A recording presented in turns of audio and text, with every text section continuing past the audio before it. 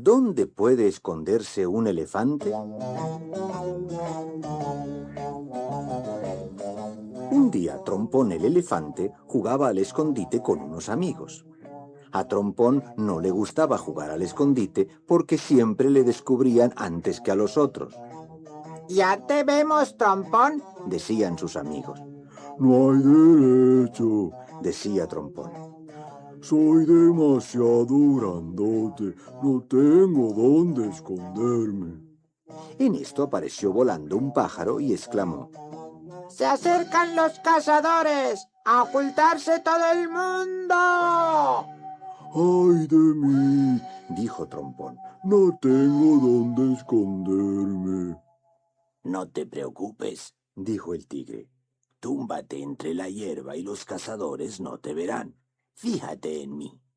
El tigre se tumbó sobre la hierba y como sus rayas parecían sombras, apenas se le distinguía. Pero cuando el elefante quiso hacer lo mismo, resultó que los otros animales podían distinguirle perfectamente. ¿A qué parezco una sombra? Preguntó Trompón. ¿Qué va? Contestaron los otros. Pareces realmente un elefante tumbado en la hierba. ¿Qué voy a hacer? Se lamentó Trompón. Soy demasiado grande para esconderme. Un mono oyó lo que decía Trompón y acudió en su ayuda. Súbete en lo alto de un árbol, dijo. a los cazadores no se les ocurrirá buscarte allí. El mono trepó hasta lo alto del árbol y quedó oculto por las hojas. Pero cuando el elefante hizo lo mismo, el árbol se inclinó hasta el suelo y las hojas no le tapaban. Eso no sirve, Dijo Trompón. pero te lo agradezco de todos modos. Entonces intervino una tortuga. Si te quedas bien quietecito, Dijo. parecerás una piedra. Fíjate en mí. La tortuga metió la cabeza, las patas y la cola dentro de su caparazón y se quedó inmóvil. ¡Asombroso!, Dijo Trompón. ¿Pareces una piedra? Claro. Dijo la tortuga. Ahora inténtalo tú. Trompón se encogió todo lo que pudo y se quedó inmóvil, pero por más que intentaba disimularlo, seguía pareciendo un elefante. ¡Ay de mí! Se quejó. Se acercan los cazadores y no tengo dónde esconderme. Esconderse es fácil. Dijo un avestruz. Esconde la cabeza en la arena como yo y no te verá nadie. Trompón cavó un agujero profundo y metió la cabeza en él. Al cabo de un minuto sacó la cabeza y comenzó a toser. Eso tampoco sirve, Dijo tosiendo. tengo la boca llena de arena y casi no puedo respirar. Esa no es ninguna solución, estúpida. Dijeron los otros animales al avestruz. Se os ve casi todo el cuerpo. El babuino propuso lo siguiente. Escóndete en mi cueva. Está tan oscura que los cazadores no te verán. Pero Trompón no cabía en la cueva del babuino. Solo consiguió meter la mitad de su cuerpo y la otra que se quedó fuera tenía todo el aspecto de ser la parte trasera de un elefante. ¿Qué voy a hacer? Suspiró Trompón. Se acercan los cazadores y no tengo dónde esconderme. A mí me sobran unas cuantas plumas. Dijo un viejo loro. Póntelas y a lo mejor pareces un pájaro. Trompón se revolvió en el barro y luego saltó sobre el montón de plumas. Y ya está. Dijo. ¿Qué aspecto tengo? Los otros animales se echaron a reír y contestaron. Desde luego no pareces un pájaro. Pareces un elefante cubierto de plumas. Trompón estaba desesperado. Se sentó y rompió a llorar. No te pongas así, amigo. dijeron los otros animales. Ya se nos ocurrirá algo. Le quitaron el barro y las plumas y estuvieron toda la noche haciéndole compañía, intentando descubrir la forma en que podría esconderse de los cazadores. Pero ninguno daba con la solución. Poco antes del amanecer, el loro volvió a presentarse y dijo: ¡Brrr! Los cazadores están al llegar. ¡Brrr! ¿Cómo es que no os habéis escondido? ¡Brrr! Estamos pensando en la forma de camuflar a Trompón. dijeron los otros animales. ¡Brrr! Sígueme. Dijo el pájaro. Creo que tengo la solución. ¡Brrr! Trompón siguió al pájaro hasta el río. ¡Brrr! Métete en la parte más profunda del río y siéntate. Le ordenó el pájaro. Me voy a ahogar. Protestó Trompón. ¡Brrr! No te ahogarás si respiras por la trompa. Le explicó el pájaro. ¡Apresúrate que vienen los cazadores! Trompón tuvo el tiempo justo para sentarse, pues en aquel preciso instante se acercaron los cazadores en una canoa. Los animales observaron la escena desde sus respectivos escondites mientras los cazadores llegaban al lugar donde se hallaba Trompón sentado en el agua con la trompa erguida. El pájaro vino volando y se posó sobre la trompa. Y al hacerlo, sus plumas hicieron cosquillas al elefante, provocándole un estornudo. Los cazadores se detuvieron y miraron al pajarillo posado en lo que parecía un leño que salía del agua. ¿Has oído estornudar a ese pájaro? Preguntó uno de los cazadores. Sí, Dijo el otro. parecía un elefante. Desde luego pasan por aquí cosas muy extrañas. Total, que apresuraron su marcha y se perdieron rápidamente por un recodo del río. Los animales estaban contentísimos, sobre todo Trompón, porque por fin había dado con la manera de esconderse.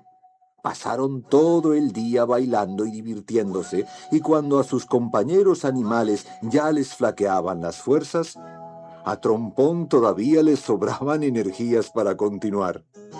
Venga, Dijo alegremente. juguemos al escondite.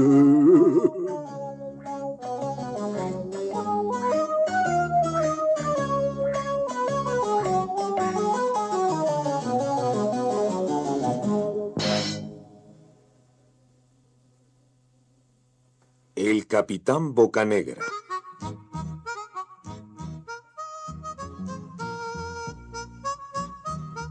Una calurosa noche de verano, hace muchísimo tiempo, un jovencito de nombre Pedro se hallaba sentado en las escaleras de la posada Nido del Cuervo, cuando el reloj de la iglesia dio las 10. En el interior de la posada, su tío Jorge charlaba con un forastero, mientras Pedro escuchaba los relatos fantásticos de 3 pescadores. Bocanegra. Dijo el más alto. Así se llamaba, Capitán Guillermo Bocanegra. Lo colgaron hará 100 años por atraer a los barcos hasta estas rocas y robar sus cargamentos después de asesinar a la tripulación. Está enterrado en el cementerio detrás de la iglesia, y hay quien dice que su espíritu todavía ronda por ahí. ¿Le ha visto a alguien?, preguntó Pedro. Sí, muchacho, le he visto yo. Y menuda aparición con la cadena que llevaba cuando le ahorcaron. Pedro se levantó de un salto. El hombre alto se echó a reír y dijo: Quizás aparezca esta noche, Pedro. Suele hacerlo en las noches de luna llena. Así que te recomiendo que no salgas de casa esta noche. Los 3 pescadores tomaron unas cervezas y abandonaron la posada. Pedro recogió las jarras. El forastero que hablaba con tío Jorge también se había marchado. Tío Jorge barría la posada. Pedro limpió las mesas, apagó las lámparas de aceite y subió a su habitación. Buenas noches, tío. Buenas noches, Pedro. Que descanses y felices sueños. Jorge se acostó. La luna brillaba en el firmamento y las olas se estrellaban contra las rocas. Pedro no conseguía pegar ojo. Más de media hora permaneció en la cama pensativo. Luego se vistió de repente, salió a gatas por la ventana y se deslizó por una tubería hasta el suelo. Un búho ululó y una nube oscureció la luna, mientras Pedro trepaba por el muro del cementerio. Fue de lápida en lápida, intentando ver en aquella débil luz el nombre Bocanegra. Al fin lo encontró. En un extremo del cementerio, casi oculta por un viejo tejo, había una tumba grande y cuadrada, rodeada por una verja de hierro. Pedro, a duras penas, pudo distinguir el nombre: Capitán Guillermo Bocanegra. Cuando la luna volvió a aparecer por detrás de las nubes, Pedro se aproximó a la verja para leer el resto de las palabras. De pronto, se abrió una puerta de la verja. Pedro la atravesó atropelladamente y se encontró junto a la entrada de la tumba.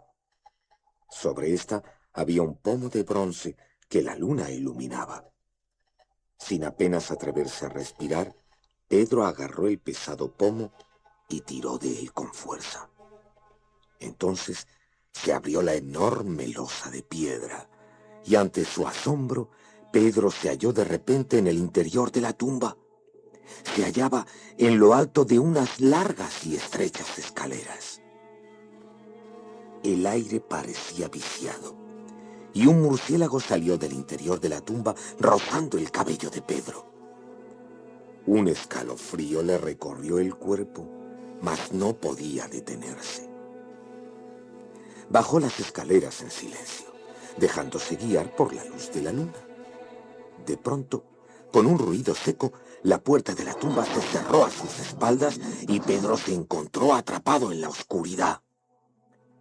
Ya no le quedaba más remedio que bajar las escaleras cubiertas de musgo y extremadamente resbaladizas. Pero él siguió descendiendo, agarrándose con fuerza a una cuerda que pendía del techo. Continuó descendiendo hasta que al fin oyó el murmullo del mar. Entonces vio la luna brillando sobre la arena blanca y pudo observar la boca de una cueva medio cerrada por una enorme roca. Pedro se adentró en una ensenada cubierta de piedrecitas. No había rastro de sendero alguno que ascendiera por el acantilado. Pero al menos Pedro se hallaba de nuevo al aire libre y podía buscar el medio de escapar, aunque fuera nadando hasta alcanzar tierra segura. En esto, Pedro vio las luces de un barco y se le heló la sangre en las venas. Una pequeña embarcación se aproximaba desde el promontorio y en la proa se destacaba una calavera que exhibía una gruesa cadena en torno al cuello y sostenía una linterna con la mano. Era el fantasma del capitán Bocanegra. Aterrado, Pedro retrocedió para ir a ocultarse detrás de la roca. Dos siniestras figuras envueltas en unas túnicas blancas remaban en silencio hacia la playa. La calavera saltó a tierra y miró nerviosa a uno y otro lado. Luego echó a andar apresuradamente por la arena hacia la cueva. Pedro se arrodilló junto a la roca incapaz de moverse, mientras la espeluznante figura avanzaba hacia él hollando la arena con sus pesadas botas de marino. En esto, una mano blanca y huesuda se extendió por encima de la roca e intentó agarrarle por los cabellos.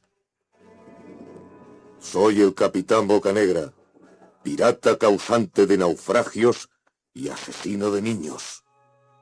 ¿Qué haces en mi playa? Con los pelos de punta, Pedro se metió corriendo en la cueva y subió la resbaladiza escalera tan rápidamente como pudo. Varias veces resbaló en el musgo que cubría los escalones de piedra, arañándose las rodillas, pero no detuvo su carrera. El fantasma le seguía a corta distancia, haciendo sonar su cadena y sus pesadas botas sobre los escalones. Desesperado, Pedro apretó el paso. Pero ¿qué haría cuando alcanzara la cima de la escalera? La puerta de la tumba estaba cerrada y la única salida que le quedaba era volverse y correr escaleras abajo. El fantasma se aproximaba más y más, bramando su nombre. Bocanegra, Capitán Bocanegra, pirata causante de naufragios y asesino de niños. Emplearé tus huesos para hurgarme los dientes. En aquel preciso momento se abrió la puerta de la tumba y Pedro vio al forastero de la posada acompañado de su tío Jorge y un grupo de hombres. Todos iban armados con fusiles. El fantasma maldijo a voz en grito aquel instante, dio media vuelta y huyó. Una mano vigorosa agarró a Pedro del brazo y le sacó fuera. Tranquilo, muchacho, que estás a salvo. No te muevas de aquí mientras nos ocupamos del capitán Bocanegra. Y a una señal del forastero de la posada, 6 hombres bajaron las escaleras apresuradamente. Pedro se tumbó debajo del tejo, intentando recuperar el aliento. Entonces, su tío Jorge le explicó lo sucedido. No era un fantasma, Pedro. Esos pretendidos pescadores son contrabandistas de licor y el forastero es aduanero. Lleva semanas intentando dar caza a esa pandilla y esta noche en la posada oyó los relatos que tú escuchabas tan atentamente. Cuando les oyó contar que tal vez hoy se aparecería el fantasma, entendió que los fantasmas eran ellos mismos. Reunió unos hombres y me pidió que fuera con ellos. Minutos más tarde, 3 figuras envueltas en extrañas ropas subieron las escaleras de la tumba acompañados de sus perseguidores. El más alto llevaba una holgada sábana negra con una calavera blanca pintada en ella. Cuando el aduanero le retiró la sábana, Pedro vio que se trataba efectivamente del pescador al que había estado escuchando en la posada hacía menos de 3 horas. El reloj de la iglesia dio la 1 cuando Pedro y su tío atravesaron la calle de regreso a la posada. Una vez dentro, el tío Jorge echó los cerrojos. Pedro se sentó al lado de la cama y observó a su tío asegurar la ventana con un pedazo de cuerda. No dejaré que vuelvas a escaparte por la ventana, dijo el tío Jorge. Pero eso a Pedro le tenía sin cuidado, pues no dejaba de oír las maldiciones del capitán Bocanegra y se alegraba de hallarse a salvo. Al cabo de un rato, mientras los búhos ululaban en el camposanto y las olas se estrellaban contra las rocas, se quedó profundamente dormido.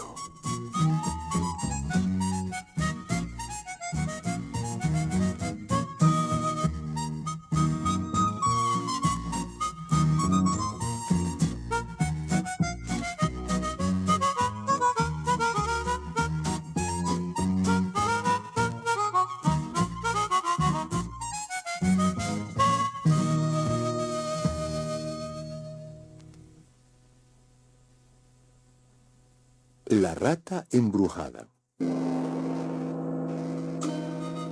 Hace mucho tiempo, en un pueblecito en las montañas del Japón, vivía un labrador con su esposa y sus numerosos hijos e hijas.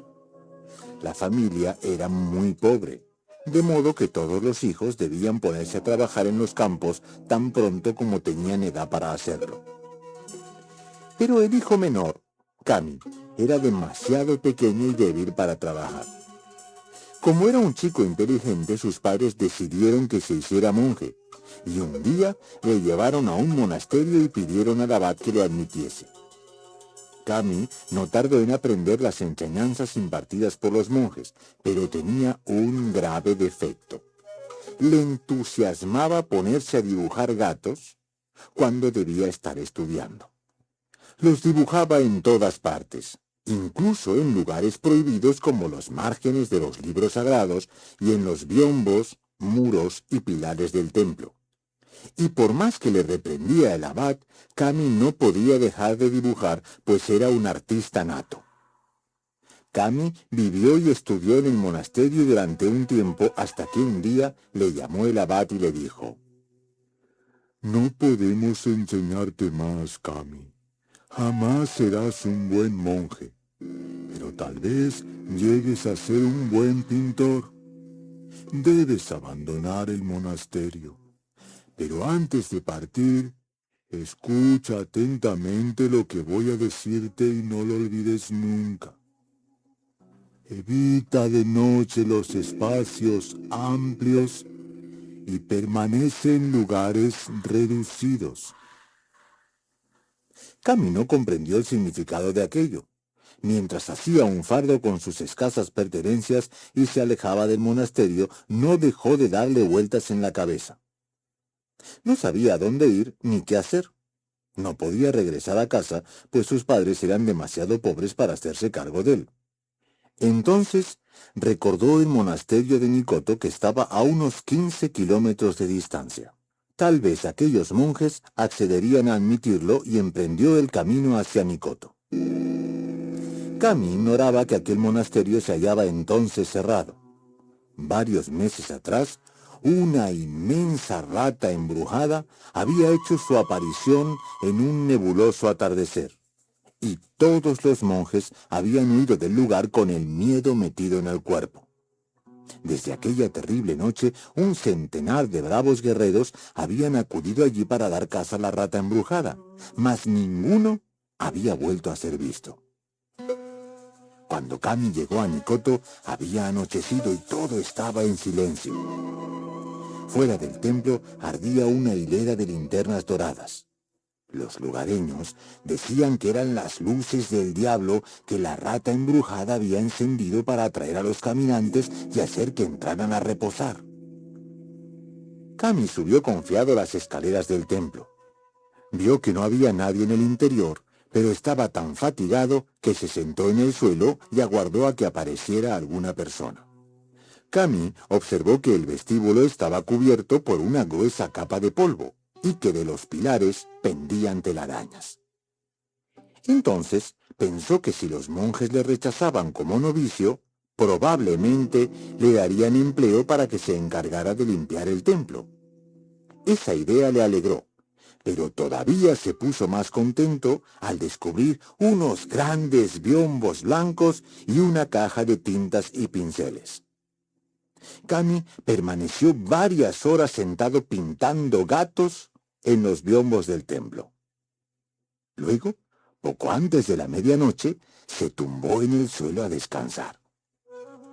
Había cerrado los ojos y estaba casi dormido cuando recordó las palabras del viejo monje.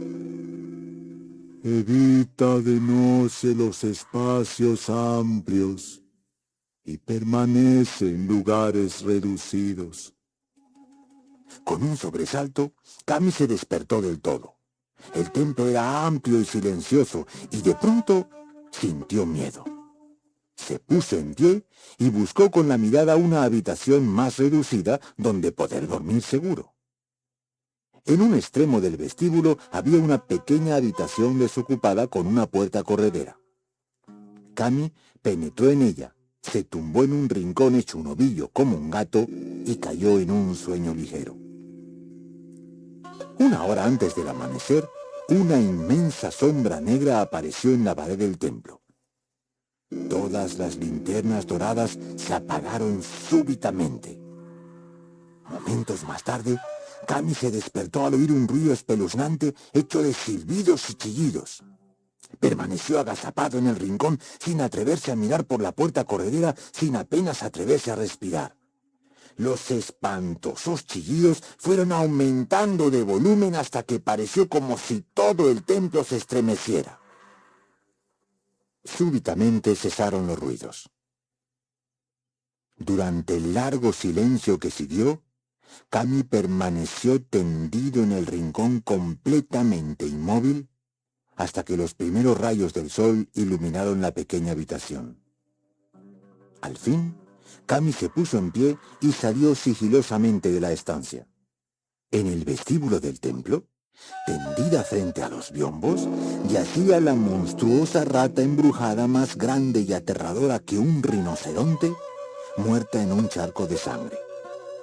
Cami se llevó tal impresión que pasaron varios minutos antes de percatarse de que los morros de los gatos que había dibujado en los biombos del templo estaban manchados de sangre. Sus gatos habían dado muerte a la rata embrujada, y las palabras del viejo y sabio monje le habían salvado la vida.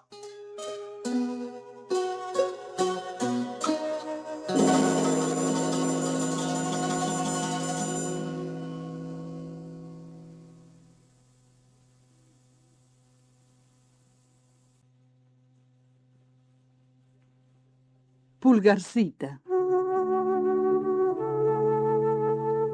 Érase una vez una mujer casada que anhelaba fervientemente tener un hijo. Tras muchos años de desearlo, casi había perdido toda la esperanza. Un día fue a visitar a una sabia anciana y le dijo: «Por favor, ¿puedes ayudarme? Deseo tener un hijo». «No creo que eso sea muy difícil», respondió la anciana. «Toma este grano de trigo, plántalo junto a la puerta de tu casa y espera». La mujer regresó a su casa y plantó el grano de trigo. Con el calor del sol primaveral, pronto echó raíces y creció. Pero no fue trigo lo que brotó de la tierra, sino una espléndida flor con un solo capullo de pétalos rojos y amarillos. La mujer, entusiasmada, tomó el capullo entre sus manos y lo besó. La flor se abrió en el acto y apareció en su centro un ser diminuto. Era una muchacha perfectamente formada, bella y delicada, del mismo tamaño que el pulgar de la mujer. «Te llamaré Pulgarcita», dijo, encantada de su buena fortuna.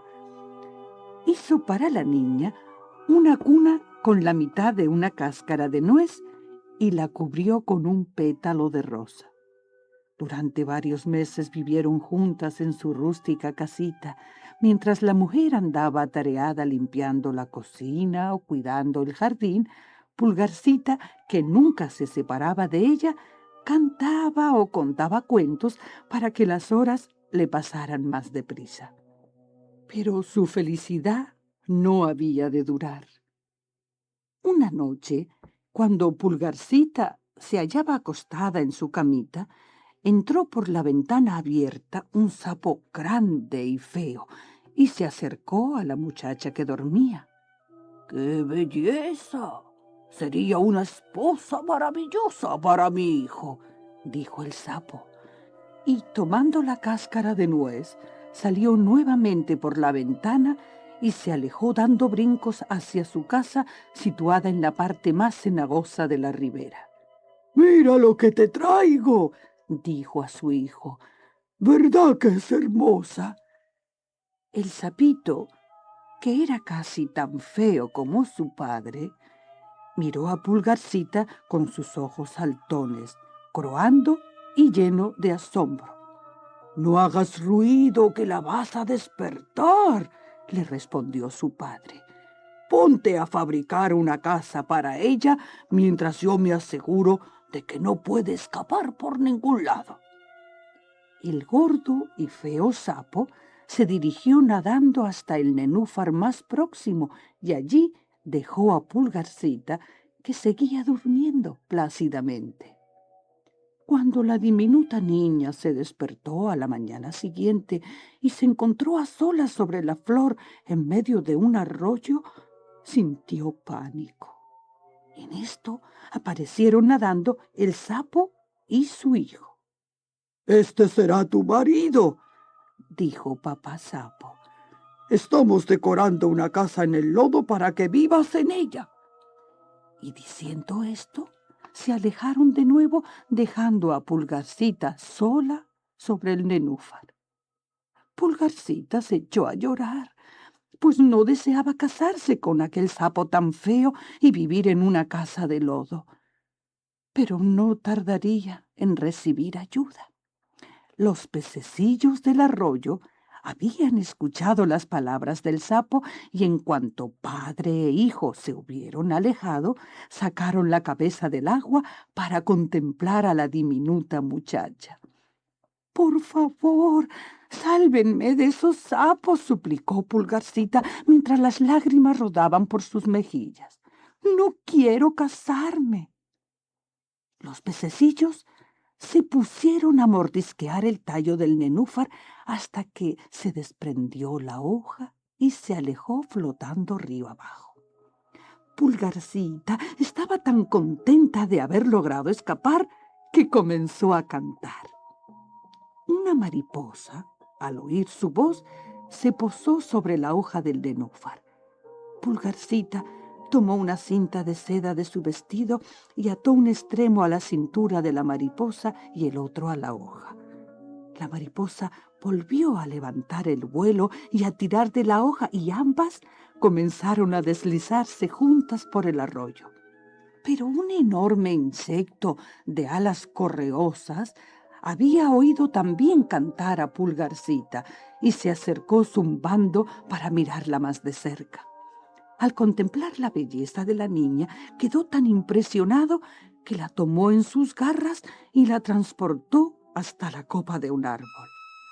Pulgarcita gritaba atemorizada, pero no se atrevía a luchar con el insecto por miedo a caerse. El enorme insecto la depositó sobre la hoja más alta y le dio miel. Le dijo que era muy hermosa, aunque no se parecía a un insecto, y decidió casarse con ella. Pero cuando se presentaron sus amigas a verle, en lugar de aplaudir su decisión, dijeron: «Pero si solo tiene 2 piernas y aspecto de ser humano, es feísima». El insecto pronto se convenció de que Pulgarcita era realmente muy fea, así que la llevó a los pies del árbol y la dejó sobre una margarita para que regresara a su casa si ese era su deseo. Pero ¿por dónde iría Pulgarcita a su hogar? Ignoraba el camino y se quedó donde la había dejado el insecto. Tejió una hamaca con unas hierbas y la colgó debajo de la hoja de una planta silvestre para que le sirviera de cobijo. Comió miel de las flores y bebió el rocío que por las mañanas cubría las hojas. Pasó todo el verano viviendo allí, al pie del árbol. Pero llegó el otoño y luego el invierno. Las flores se marchitaron y también los pétalos con que iba vestida Pulgarcita. No conseguía hallar comida ni refugio. Entonces comenzó a nevar y temió que pudiera morirse de frío. Envuelta en una hoja marchita, Pulgarcita echó a andar a través de un campo de rastrojos en busca de granos de trigo. Cuando por fin llegó a un agujero que había en la tierra donde vivía un ratón de campo, se quedó junto a la entrada tiritando de frío y suplicó: «Por favor, ayúdame. Estoy muerta de frío y no tengo que comer». «Pobrecilla», dijo el ratón de campo, «entra en mi cálido agujero y cenarás conmigo». El ratón no tenía hijos y se sentía muy solo. «Puedes pasar el invierno aquí, a condición de que limpies mi casa y me cuentes un cuento todos los días». A Pulgarcita le gustaba vivir con el ratón y se sentía segura, pues era como hallarse de nuevo en la casita de la vieja mujer que le había hecho de madre. Pero un día vino a visitarles un anciano topo, amigo del ratón. Este dijo a Pulgarcita que el topo era muy rico, que poseía un maravilloso abrigo de piel negro y que su casa era 20 veces mayor que la suya. «Debes cantar dulcemente para él», le recomendó, «y contarle tus mejores cuentos. Si se casa contigo, no te faltará nada. La pobre Pulgarcita no sentía el menor deseo de casarse con el topo, pero como el ratón había sido tan bueno con ella, cantó para el topo y se mostró muy simpática.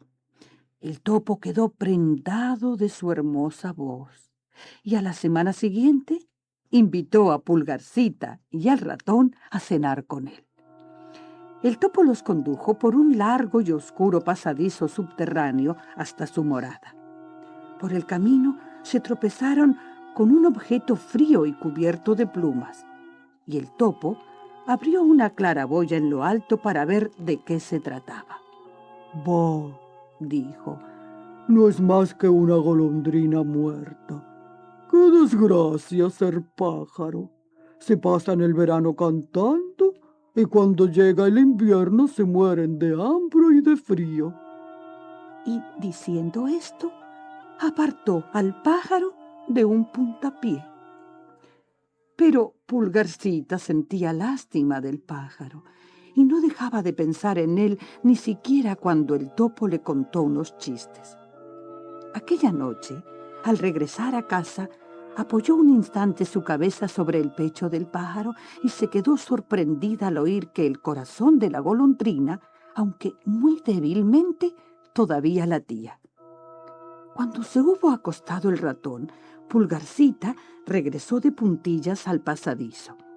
Envolvió a la golondrina en una manta hecha con heno y le dio a beber un poco de agua con una hoja.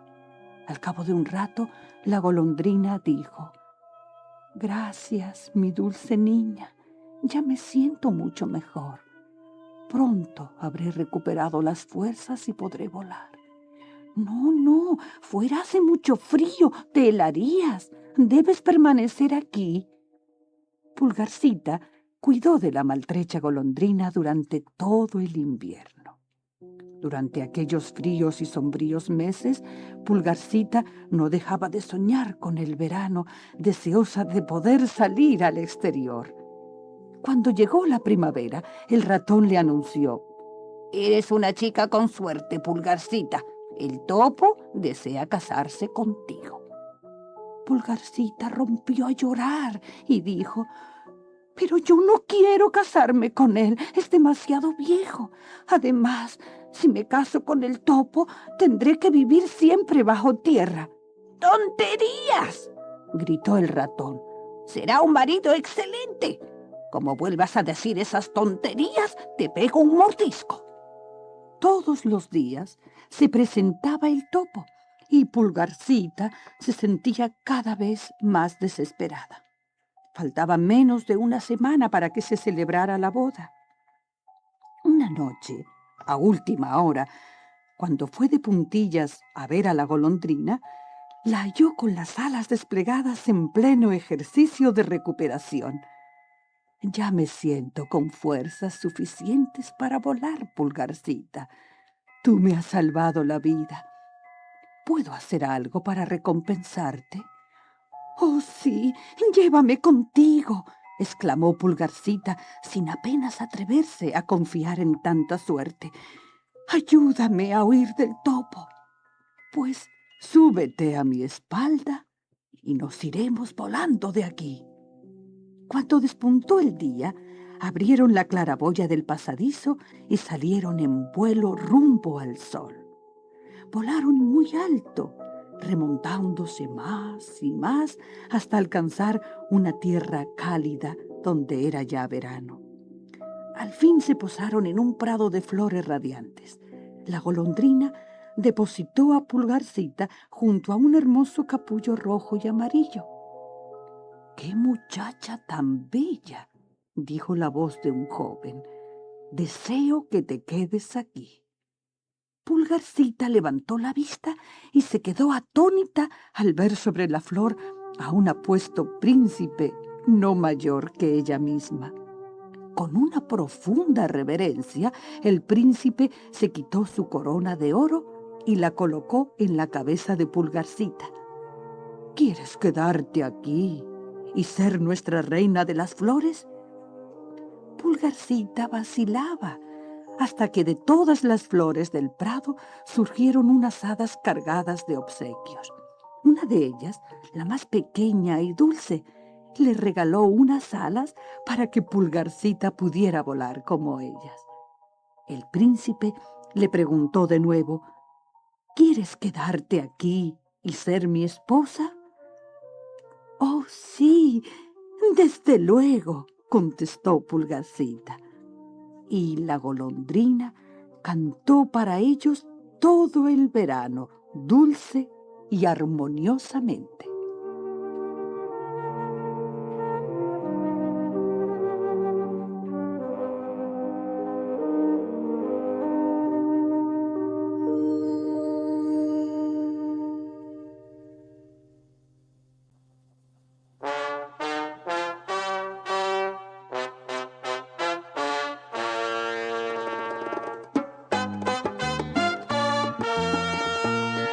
La mona Jacinta se ha puesto una cinta, se peina y quiere ser reina.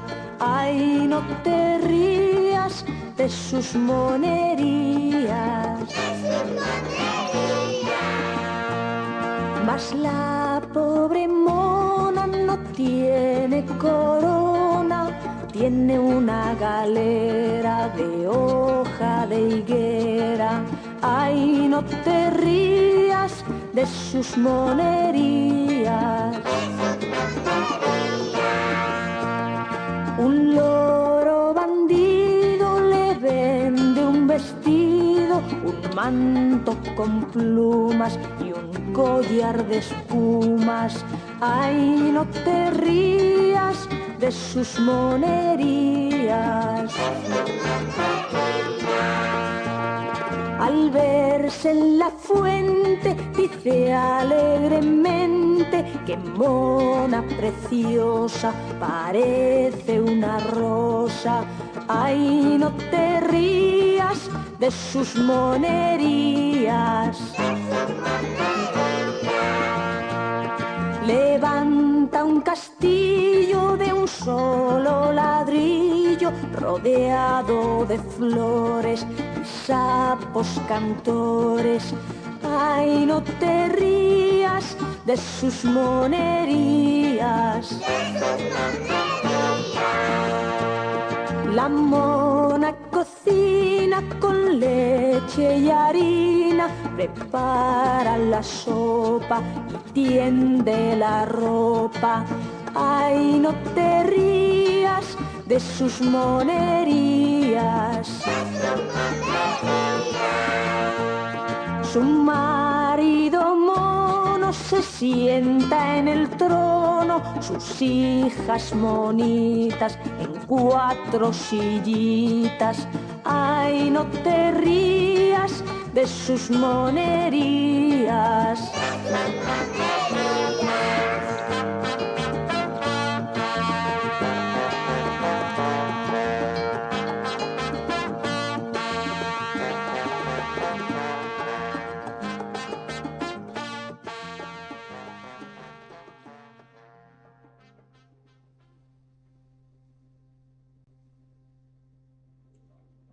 Un león en la escuela.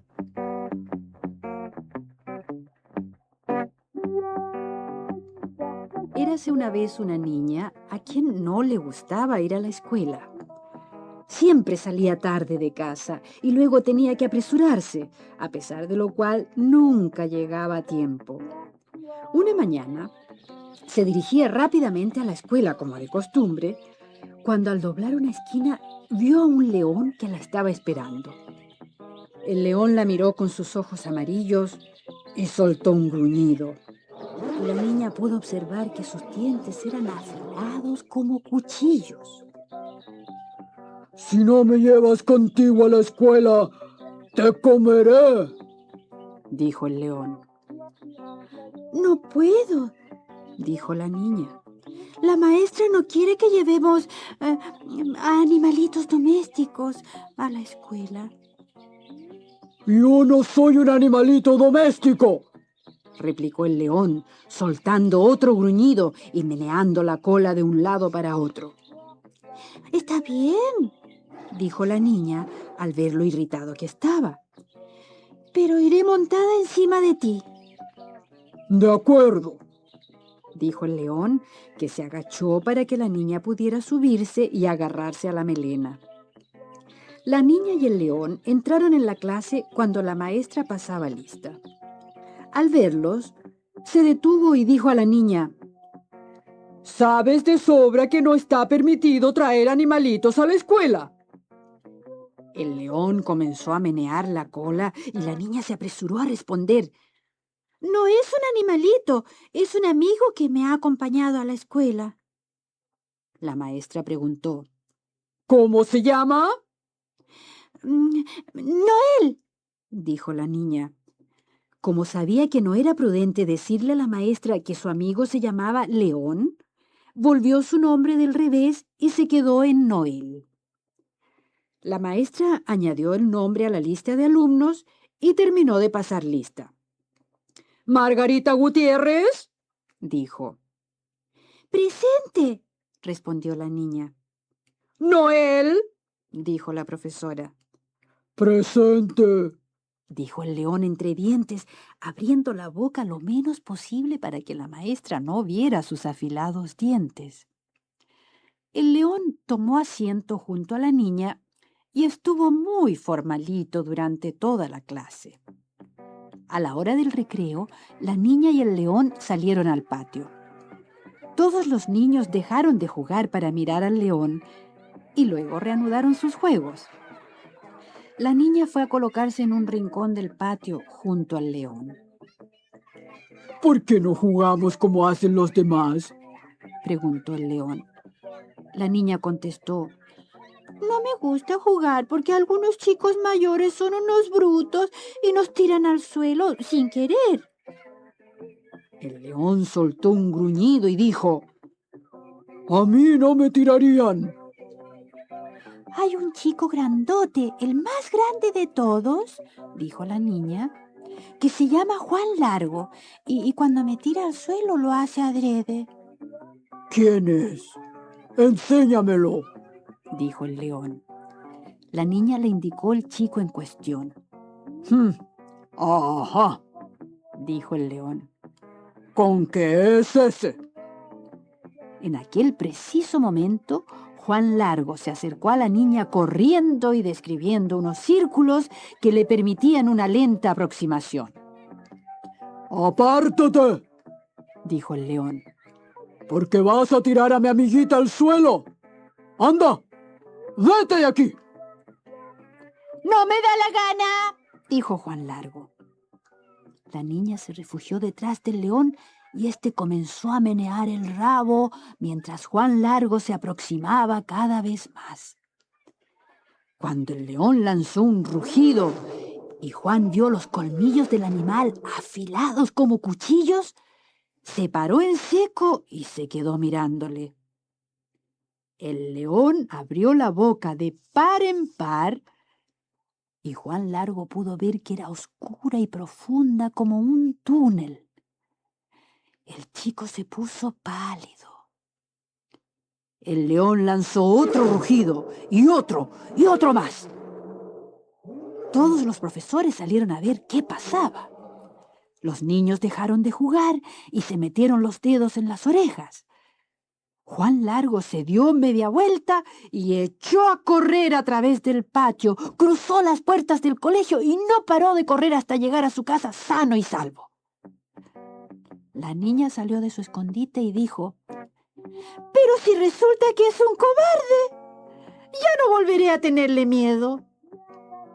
Así me gusta, dijo el león y echó a andar. La niña le llamó, pero el león no contestó y se alejó de allí. La niña no volvió nunca más a ver al león, pero no lo echó de menos, porque ahora ya no le disgustaba ir a la escuela. El compañero que la amedrentaba jamás volvió a hacerlo.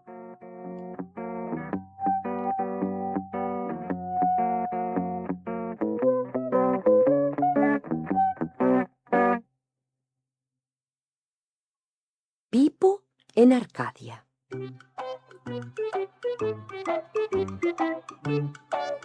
Pipo estaba un día muy atareado cuando sonó un golpe en la puerta.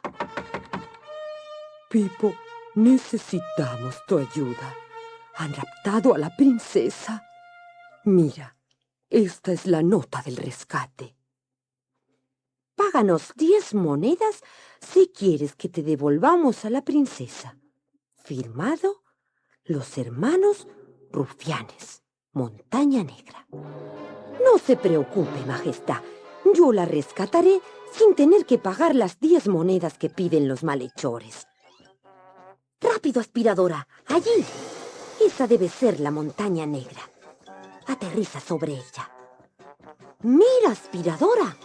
Esos buitres se llevan a los hermanos Rufianes. ¿Y la princesa? Ahí está. ¿Estás bien, princesa?